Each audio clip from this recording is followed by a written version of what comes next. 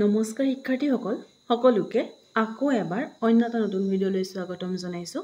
আজি আমি আলোচনা কৰিম হাই ছেকেণ্ডাৰী ছেকেণ্ড ইয়াৰৰ তোমালোকৰ হিষ্ট্ৰী ছাবজেক্টৰ প্ৰথমটো অধ্যায় হৰপ্পা সভ্যতা। ইয়াৰ অনুশীলনী যিসমূহ প্ৰশ্ন আছে সেই প্ৰশ্নৰ সকলোবোৰ প্ৰশ্নৰ উত্তৰ আজি এইটো ভিডিঅ'ত আলোচনা কৰা হ'ব। গতিকে তোমালোকে ভিডিঅ'টো শেষলৈকে চাবা আৰু চেনেলটোত যদি প্ৰথমবাৰৰ বাবে আহিছা তেনেহ'লে চেনেলটো ছাবস্ক্ৰাইব কৰিব, লগতে বেল আইকনটো হিট কৰি থবা যাতে ভিডিঅ'সমূহৰ নটিফিকেশ্যনসমূহ তোমালোকে প্ৰথমতেই পোৱা। আৰু এতিয়া আমি পলম নকৰি ভিডিঅ'টো আৰম্ভ কৰোঁ ব'লা। ইয়াৰে তোমালোকৰ প্ৰথম প্ৰশ্ন চমু প্ৰশ্ন বুলি দিছে। তাৰে প্ৰথমটো প্ৰশ্ন তোমালোকক সুধিছে কোনে কেতিয়া হৰপ্পা সভ্যতা আৱিষ্কাৰ কৰিছিল। উত্তৰত তোমালোকে লিখিব পাৰা যে প্ৰত্নতত্ত্ববিদ ৰাখাল দাস বেনাৰ্জী, দয়াৰাম সাহনী আৰু চাৰজন মাৰ্শ্বালে 1922 খ্ৰীষ্টাব্দত হৰপ্পা সভ্যতা আৱিষ্কাৰ কৰিছিল। ইয়াৰ পিছৰ প্ৰশ্ন 2 নম্বৰ প্ৰশ্নত তোমালোকক সুধিছে বৰ্তমান কোন কোন প্ৰদেশত হৰপ্পা সভ্যতাৰ নগৰসমূহ আছিল। উত্তৰত তোমালোকে এনেকৈও লিখিলেও হ'ব যে এইটো লিখিলেও হ'ব মণ্টগোমাৰী জিলা আৰু সিন্ধু প্ৰদেশৰ লাৰাকানা জিলাত হৰপ্পা সভ্যতাৰ নগৰসমূহ আছিল। ঠিক আছে, পিছৰটো প্ৰশ্ন চাওঁ। 3 নম্বৰ প্ৰশ্নটোত সুধিছে হৰপ্পা সভ্যতাত ব্যৱহাৰ কৰা ধাতুসমূহ কি কি আছিল। উত্তৰত তোমালোকে লিখিব পাৰা হৰপ্পা সভ্যতাত ব্যৱহাৰ কৰা ধাতুসমূহ আছিল তাম, ৰূপ, সোণ, ব্ৰঞ্জ, জেস্পাৰ, ক্ৰিষ্টেল, শ্বেতপথৰ আৰু কাৰ্নেলিয়ন আৰু এটা কোৱাৰ্টাৰ্ছ আদি ব্যৱহাৰ কৰা হৈছিলে। 4 নম্বৰ প্ৰশ্নত তোমালোকক সুধিছে লোথালত ব্যৱহাৰ কৰা 2 প্ৰকাৰৰ ইটা কি কি আছিলে। উত্তৰত তোমালোকে লিখিব পাৰা যে লোথালত ব্যৱহাৰ কৰা 2 প্ৰকাৰৰ ইটা হ'ল ৰ'দত শুকোৱা ইটা আৰু এবিধ আছিলে পোৰা ইটা। ঠিক আছে, বুজি পাইছা নিশ্চয়। তাৰপিছত 5 নম্বৰ প্ৰশ্ন। 5 নম্বৰ প্ৰশ্নটো তোমালোকক সুধিছে হৰপ্পাৰ শিল্প উদ্যোগৰ প্ৰধান স্থানসমূহ কি কি আছিল। হৰপ্পাৰ শিল্প উদ্যোগৰ প্ৰধান স্থানসমূহ আছিল লোথাল, ধোলভিৰা, ৱালাকোট, চানহুদাৰো আৰু নাগেশ্বৰ। আমি পিছৰটো প্ৰশ্ন চাওঁ। 6 নম্বৰ প্ৰশ্নত সুধিছে হৰপ্পা সভ্যতাৰ লিপিসমূহৰ 2টা বৈশিষ্ট্য উল্লেখ কৰা। তোমালোকে উত্তৰত লিখিব পাৰা হৰপ্পা সভ্যতাৰ লিপিসমূহৰ 2টা বৈশিষ্ট্য হ'ল লিপিসমূহত যথেষ্ট সংখ্যক চিহ্ন ব্যৱহাৰ কৰা হৈছিল। লিপিসমূহ সোঁফালৰ পৰা বাওঁফাললৈ লিখা হৈছিল। আমি এনেকৈ লিখোঁ, সিহঁতে এনেকৈ লিখিছিলে। ঠিক আছে। তাৰপিছত হৰপ্পা সভ্যতাৰ মূল খাদ্য শস্যসমূহ কি কি আছিল। তেওঁলোকৰ মূল খাদ্য শস্যসমূহ আছিল ঘেঁহু, গম, জৱ, বাৰ্লি ইত্যাদি খাদ্য শস্যসমূহ। কপাহটো খাদ্য শস্যত নপৰে, এইকেইটা লিখিলে হ'ব তোমালোকে। পিছৰটো প্ৰশ্ন চাওঁ। 8 নম্বৰ প্ৰশ্নত হৈছে হৰপ্পাত জোখমাপ পদ্ধতিৰ 2টা বৈশিষ্ট্য উল্লেখ কৰা। হৰপ্পাৰ জোখমাপ পদ্ধতিৰ 2টা বৈশিষ্ট্য হ'ল দগাবোৰ চাৰ্ট নামৰ শিলৰ পৰা তৈয়াৰ কৰা হৈছিল আৰু আটাইতকৈ কম ওজনৰ দগাবোৰ অলংকাৰ আৰু মণি জুখিবৰ কাৰণে ব্যৱহাৰ হৈছিল। ইয়াৰ পিছত 9 নম্বৰ হৰপ্পা সভ্যতাৰ 2টা স্থানৰ নাম উল্লেখ কৰিবলৈ দিয়া হৈছে। গতিকে তোমালোকে উত্তৰত লিখিব পাৰা ধোলাভিৰা আৰু লোথাল। তাৰপিছতে 10 নম্বৰ প্ৰশ্ন। 10 নম্বৰ প্ৰশ্নত তোমালোকক হৰপ্পা সভ্যতাৰ যিকোনো 2টা মূল বৈশিষ্ট্য লিখিবলৈ দিয়া হৈছে। উত্তৰত তোমালোকে লিখিব পাৰা যে 1 নম্বৰ হৰপ্পা সভ্যতাৰ এক প্ৰধান বৈশিষ্ট্য হ'ল বিস্তৃত আভ্যন্তৰীণ আৰু বৈদেশিক বাণিজ্য। 2 নম্বৰ হ'ল হৰপ্পা সভ্যতাৰ প্ৰধান বৈশিষ্ট্য হ'ল নগৰ পৰিকল্পনা। ইয়াৰ পিছত 11 নম্বৰ প্ৰশ্ন। 11 নম্বৰ প্ৰশ্নত তোমালোকক সুধিছে হৰপ্পা সভ্যতাৰ শস্য গুৰি কাটিবলৈ ব্যৱহাৰ কৰা সঁজুলিবিধৰ নাম কি আছিল। উত্তৰত তোমালোকে লিখিব পাৰা হৰপ্পা সভ্যতাৰ শস্যৰ গুৰি ব্যৱহাৰ কৰা সঁজুলিবিধৰ নাম হ'ল চালন পাথৰ। ঠিক আছে, এইখিনিলৈকে তোমালোকে স্ক্ৰীনশ্বট ধুনীয়াকৈ লৈ লোৱা, নোটছ বনাই লিখি ল'ব পাৰিবা। ঠিক আছে, পিছৰটো প্ৰশ্ন চাওঁ আমি। ইয়াৰ পিছত 12 নম্বৰ প্ৰশ্ন। 12 নম্বৰ প্ৰশ্নত তোমালোকক সুধিছে হৰপ্পা লোকসকলৰ জীৱন নিৰ্বাহৰ 2টা কৌশল লিখা। হৰপ্পাৰ লোকসকলৰ জীৱন নিৰ্বাহৰ 2টা কৌশল হ'ল প্ৰথমটো হৰপ্পা লোকসকলৰ জীৱন নিৰ্বাহৰ প্ৰধান কৌশল আছিল কৃষিকাৰ্য আৰু তেওঁলোকৰ জীৱন নিৰ্বাহৰ আন এটা কৌশল হ'ল বেপাৰ বাণিজ্য। 13 নম্বৰ প্ৰশ্ন তোমালোকক সুধিছে ভাৰতৰ পুৰাতত্ত্ব জৰীপ বিভাগৰ প্ৰথমজন সঞ্চালক প্ৰধান কোন আছিল। তেওঁ আছিল আলেকজেণ্ডাৰ কানিংহাম। ঠিক আছে, আমি পিছৰ প্ৰশ্ন চাওঁ। তাৰপিছতে বহলাই লিখিবলৈ দিয়া হৈছে। প্ৰশ্নটো সুধিছে প্ৰত্নতত্ত্ববিদসকলে হৰপ্পা সভ্যতাৰ আৰ্থ-সামাজিক ভিন্নতা কেনেদৰে নিৰ্ণয় কৰিছিল, কি কি দিশত ভিন্নতা পৰিলক্ষিত হৈছিল। গোটেইখিনি ধুনীয়াকৈ দিয়া হৈছে। তোমালোকে স্ক্ৰীনশ্বট প্ৰথমতে লৈ লোৱা আৰু ইয়াৰ পৰা ধুনীয়াকৈ লিখি ল'ব পাৰিবা। উত্তৰত তোমালোকে লিখিব পাৰা পুৰাতত্ত্ববিদসকলে প্ৰত্নতাত্ত্বিক সমলৰ ভিত্তিত হৰপ্পা সভ্যতাৰ বাসিন্দাসকলৰ মাজত আৰ্থ-সামাজিক ভিন্নতা জানিবলৈ চেষ্টা কৰিছিল।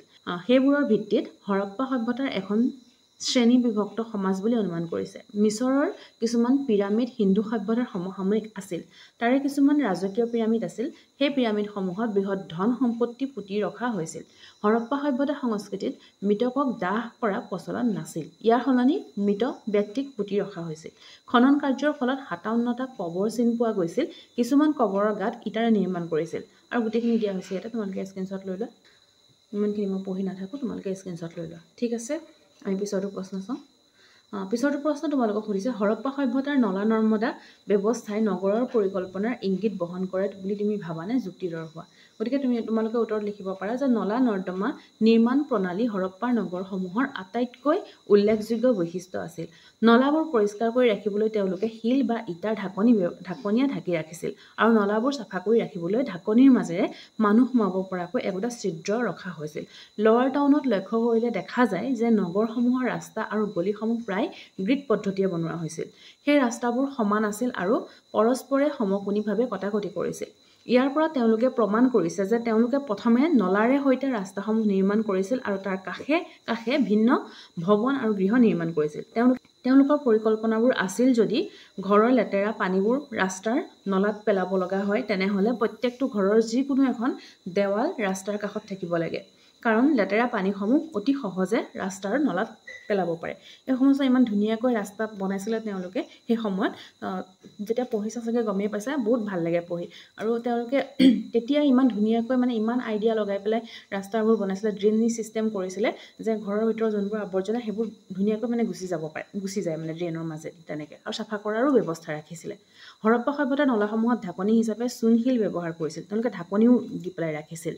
ঘৰৰ নলাসমূহৰ পানীৰ লগত যিমানবোৰ আৱৰ্জনা যায় সেইবোৰ বন্ধ কৰিবৰ কাৰণে নলাবোৰত কিছু ঠাইত গাঁত খান্দি ৰখা হৈছিল।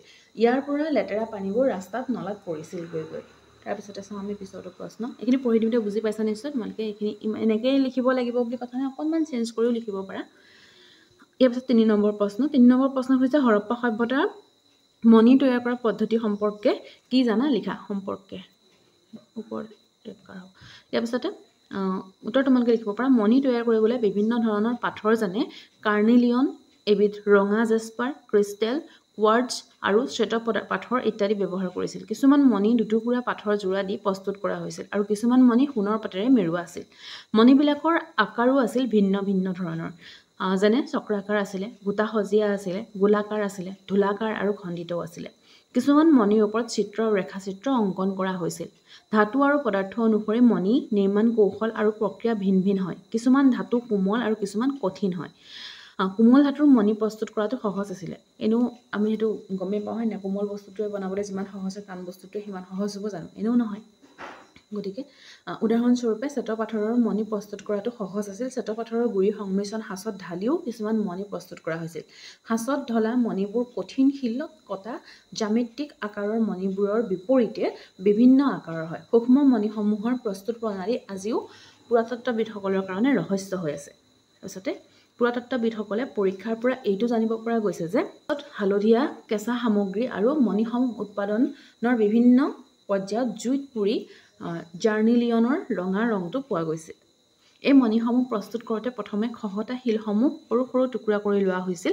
ইয়াৰ পিছত বিভিন্ন পৰ্যায়ত এটা সৰু সৰু টুকুৰাবোৰ ঘঁহি পিহি পলিচ কৰি বিন্ধা কৰা হৈছিলে। এইটো প্ৰশ্ন আহে, ঘঁহি পিহি মিহি কৰা বা ঘঁহি পিহি পলিচ কৰা মানে কি বুজা বুলি এটা প্ৰশ্ন আহে দেই।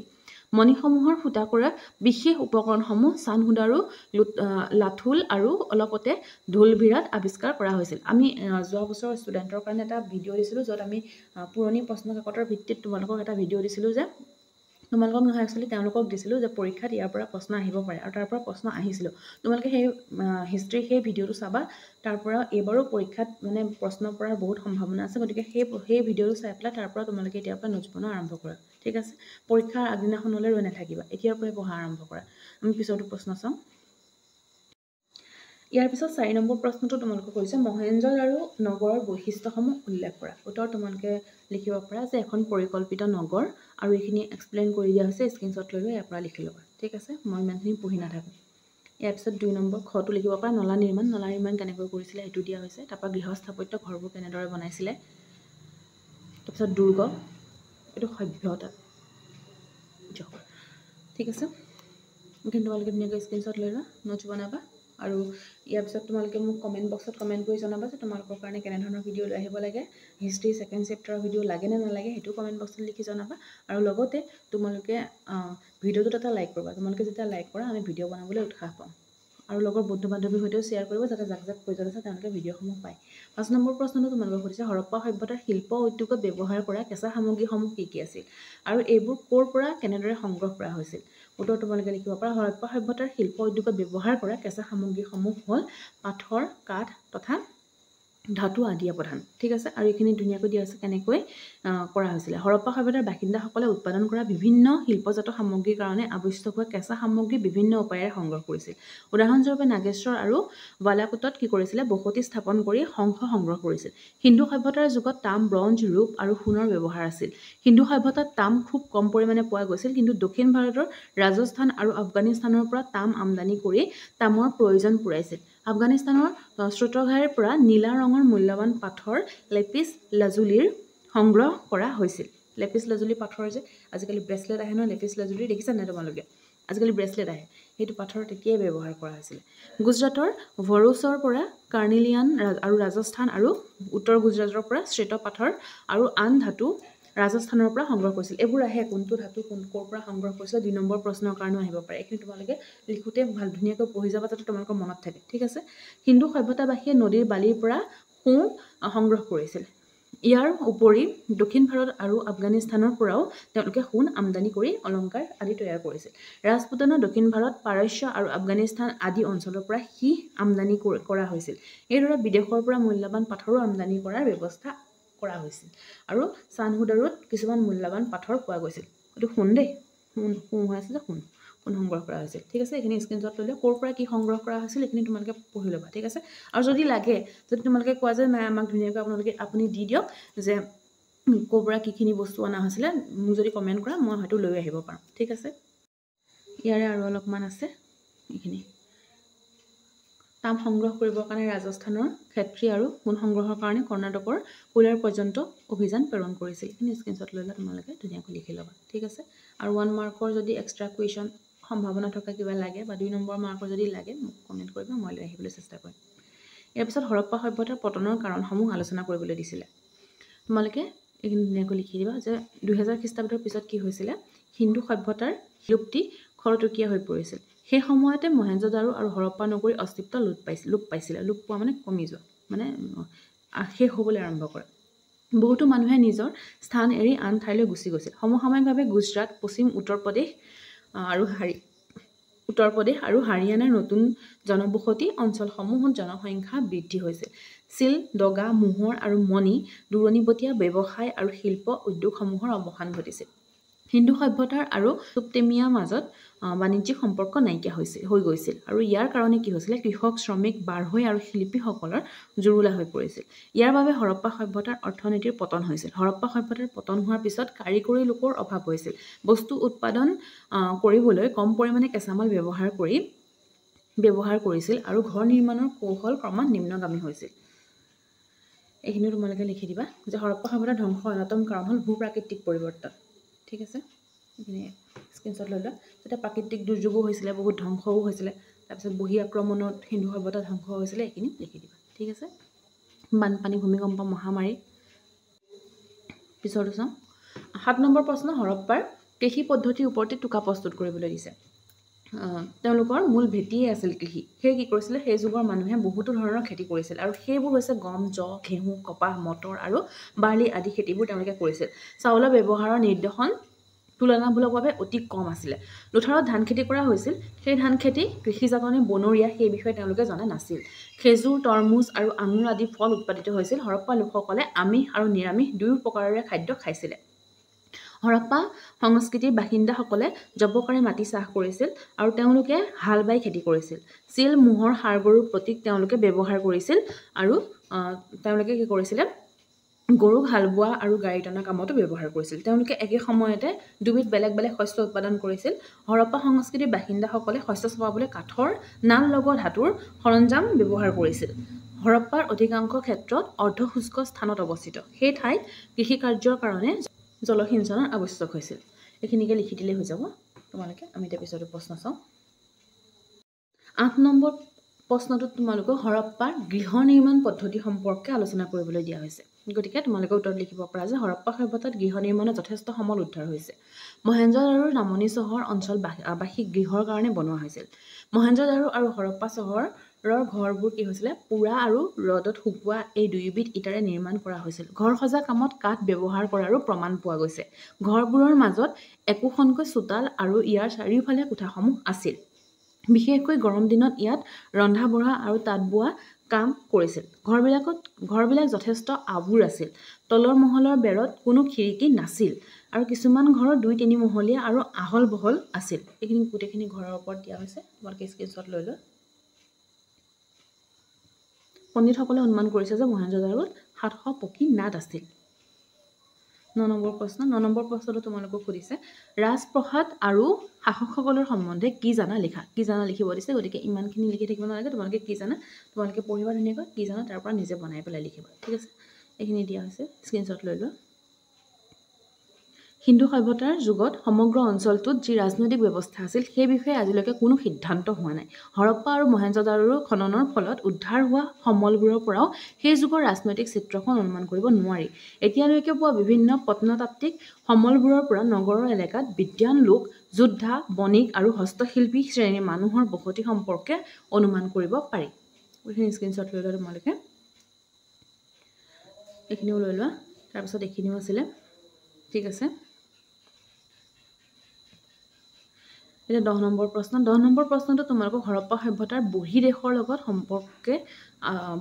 লগত কেনেকুৱা সম্পৰ্ক আছিলে সেই সম্পৰ্কে আলোচনা কৰিবলৈ দিছে ঠিক আছে গতিকে তোমালোকে উত্তৰত লিখিব পাৰা যে অলপতে চলোৱা প্ৰত্নতাত্ত্বিকৰ খননৰ পৰা এইটো জানিব পৰা গৈছে যে হৰপ্পাবাসীসকলে আৰব উপদ্বীপ দক্ষিণ পশ্চিম অঞ্চলত অৱস্থিত ওমানৰ পৰা তাম আমদানি কৰিছিল তাম ক'ৰ পৰা আনিছিল ওমানৰ পৰা আনিছিল ৰাসায়নিক বিশ্লেষণৰ যোগেদি প্ৰমাণ কৰা হৈছে যে ওমানী তাম আৰু হৰপ্পাত উদ্ধাৰ হোৱা তামৰ বস্তু দুয়োটা টেকনিক্যাল মিহলি আছিল টেকনিক্যাল নহয় এইটো কেমিক্যাল এইটো অকণমান হেৰি হৈ গ'ল কেমিক্যাল মিহলি আছিল দুয়োটাতে মানে একেই কেমিক্যাল পোৱা গৈছে অৰ্থাৎ দুয়োৰে উৎস একেই বুলি ক'ব পাৰি ঠিক আছে এইখিনি তোমালোকে স্ক্ৰীনশ্বট লৈ লোৱা তাৰপিছত এইখিনি তোমালোকে লিখিব লাগিব ইয়াৰ পিছত আৰু এইটোৱে আছিলে আজি শেষৰটো প্ৰশ্ন গতিকে তোমালোকে যদি চেনেলটোত প্ৰথমবাৰৰ বাবে আহিছা সাবস্ক্ৰাইব কৰি ৰাখিবা আকৌ এবাৰ কৈছোঁ আৰু লগৰ বন্ধু বান্ধৱীৰ সৈতে শ্বেয়াৰ কৰিবা যাতে মানে কিছুমান ষ্টুডেণ্টৰ হয়তো কিতাপ নলয় তেওঁলোকে হয়তো ভিডিঅ' চাই পঢ়িম বা তেনেধৰণে পঢ়িম বুলি ভাবি লয় গতিকে সেই সকল ষ্টুডেণ্টেও যাতে